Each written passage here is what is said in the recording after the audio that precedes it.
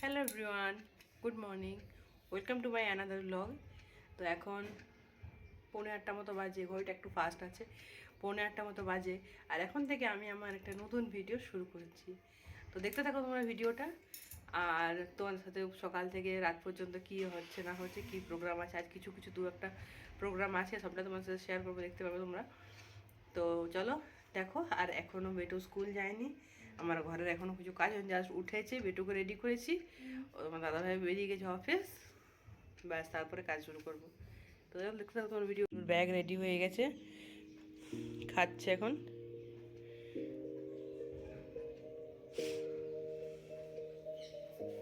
অবস্থা দেখো, এরকম কি অবস্থা হয়ে আছে, এগুলো পরিষ্কার করব, পেটও বেরিয়ে গেলে। তো এখন আমরা বেরিয়েছি, তোমরা দেখতেই পাচ্ছ, তোমাদের দাদা ভাই আর আমি বেরিয়েছি একটু কাজে। কোথায় যাচ্ছি সেটাও তোমরা দেখতে পাবে, সেটাও তোমার সাথে অবশ্যই শেয়ার করব। তো এখন যাচ্ছি বেটুর স্কুলে। বেটুর স্কুলে পিটিএম ছিল, আর তার সাথে ওর স্কুলটা মানে একটু পুরনো ছিল, তো সেটার কিছু কাজ হয়েছে, তার জন্য কিছুদিন স্কুলটা ওর অন্য জায়গাতে শিফট হয়েছিল। তো কাজটা হয়ে যাওয়ার পরে সেটার ইনগ্রেশনের জন্য একটা প্রোগ্রাম রেখেছিল, প্লাস পিটিএম ছিল, এরকম একটা ব্যাপার ছিল আর কি। তো তার জন্য সবাইকে ডেকেছিল,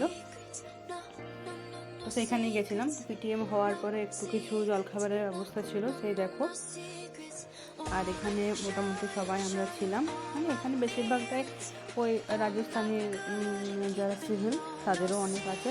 তো তারা ওই রকম ড্রেস পরেই আসে, রাজস্থানি ড্রেস। আমার বেশ ভালো লাগে ড্রেসটা, মানে একটু অন্য ধরনের, তাই না? তো দেখো, বেটুর স্কুল ইনোগ্রেশনের পরে এই হচ্ছে বেটুর স্কুলের বাইরেটা, আর এই ভেতরটা এইরকমভাবে সুন্দর করে সাজিয়েছি, খুব ভালো লাগছিলো দেখতে স্কুলটাকে, মানে এত সুন্দর কাজ হয়েছে, দারুণ লাগছিল।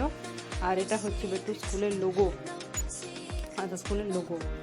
তো তারপরে বেটুকে নিয়ে আমরা বেরিয়ে গেলাম। একটু স্কুল ছুটি হয়েছিল, তাহলে আর বেটুকে দেরি করলাম না, কী জন্য দেরি করবো। তারপরে তোমার দাদাভাইয়ের সঙ্গে চলে এলাম হসপিটালে। আর এবারে এখান থেকেই বাড়ি গেছিলাম। আর তারপরে বিকেলবেলাতে গেছিলাম একটু গিফট আনতে একজনের জন্যে, কেননা কী বলতো, যাবো একটা বিয়ে বাড়িতে, রাজস্থানের বিয়ে বাড়ি। তো দেখতে থাকো তোমরা ভিডিওটা, আশা করছি তোমাদের ভিডিওটা খুব ভালো লাগবে। তো দেখো, গিফটটা প্যাক করে নিলাম ওইখান থেকে। আমি একদম পুরোপুরি রেডি বিয়েবাড়ির জন্য। তো রেডি হয়ে বার হচ্ছে, তোমার দাদাভাই বেটু গাড়িতে বসেছিল, আমার সাথে আরেকটা ফ্যামিলি যাওয়ার ছিল, তো আমরা তারা গেছিলাম। তা মানে মেয়ের বিয়ে ছিল, তোমরা দেখতেই পাবে ভিডিওটায়। আর মেয়েটা ছিল আমাদের, মানে তোমার দাদাভাইয়ের অফিসের স্টাফ আর কি, তার এখানেই বাড়ি। তো দেখতে থাকো তোমরা ভিডিওটা। আমারও কোনো আইডিয়া নেই এখানে বিয়ে বাড়ি কেমন হয়, কী হয় না হয়, আমি যদিও জানি না, এখানে যেয়ে পরে বুঝতে পারছি না যে এরপর কতটুকু দেখতে পাবো, যতটুকু দেখতে পাবো তোমার সাথে শেয়ার করবো। আর আমাকে কেমন লাগছে তোমরা অবশ্যই কমেন্টে জানিও। তো চলো দেখতে থাকো ভিডিওটা, তোমার দাদাভাই ডাকছে আমাকে অনেকক্ষণ, বাই। তো অ্যাটলিস্ট আমরা বেরিয়ে পড়েছি বিয়ে বাড়িতে। চলো তোমার সাথে সবটাই শেয়ার করবো ভিডিওতে। আর ভিডিওটা ভালো লাগলে অবশ্যই লাইক, শেয়ার, কমেন্ট, সাবস্ক্রাইব করতে কিন্তু ভুলো না। চলো দেখতে থাকো ভিডিওটা। বেটু পিছনে বসে আছে, ড্রাইভ করছে, দেখো কাটাও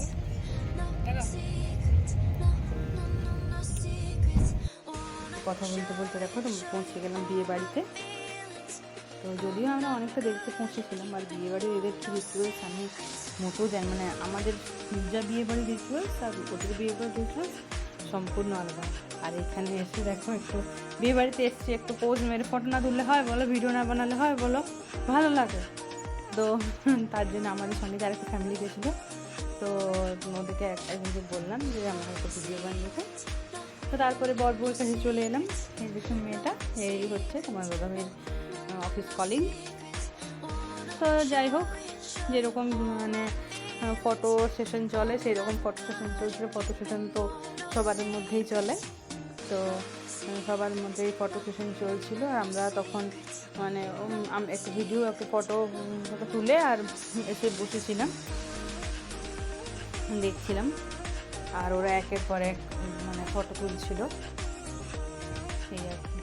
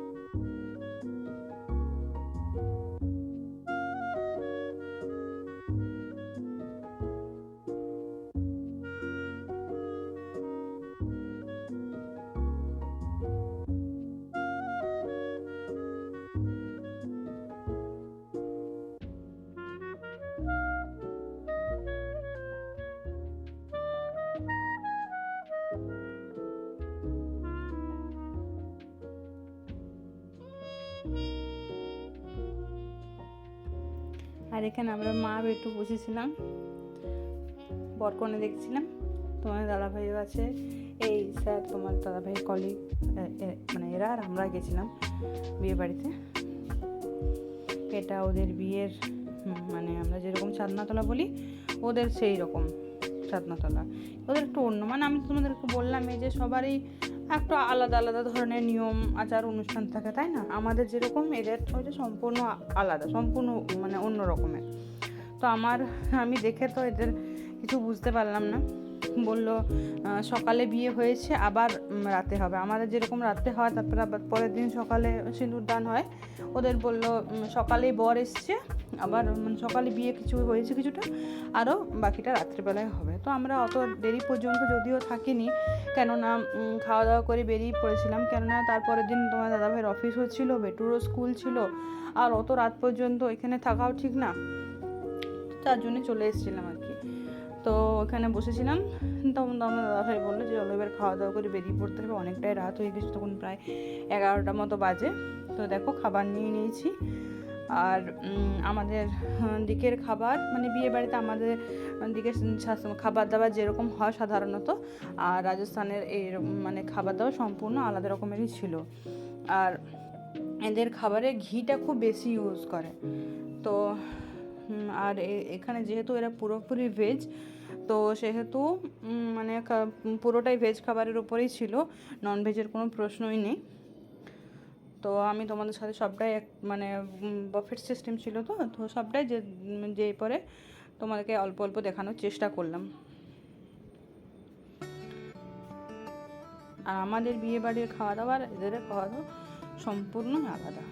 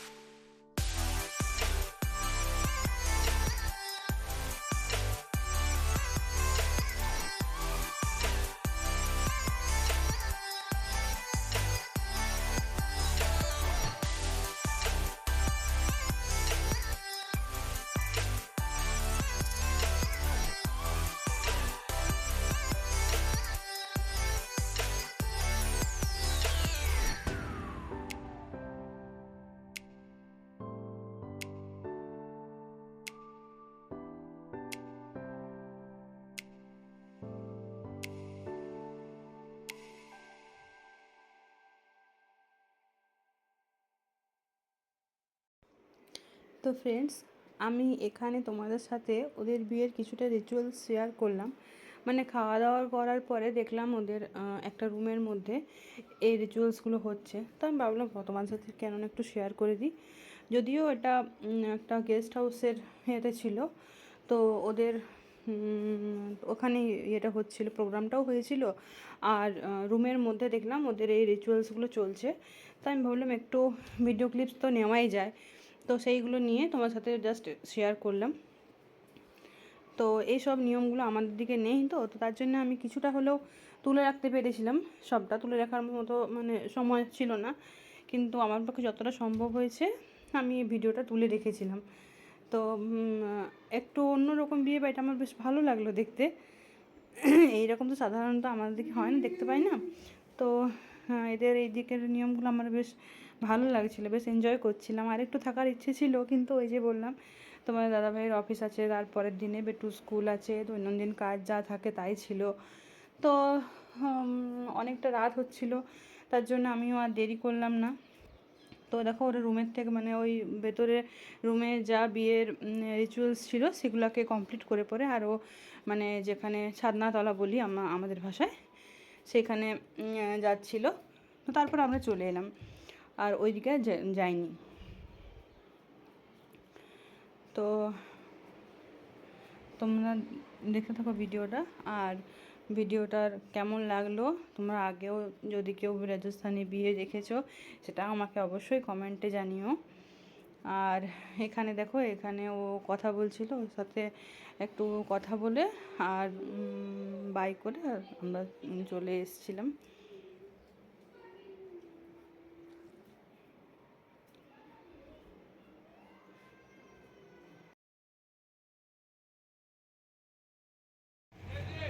তো হয়ে গেল, খাওয়া দাওয়া করা হয়ে গেছে, আর দেরি করবো না, কেননা বেটু কাঁদছে, বাড়ি যাবো এবারে।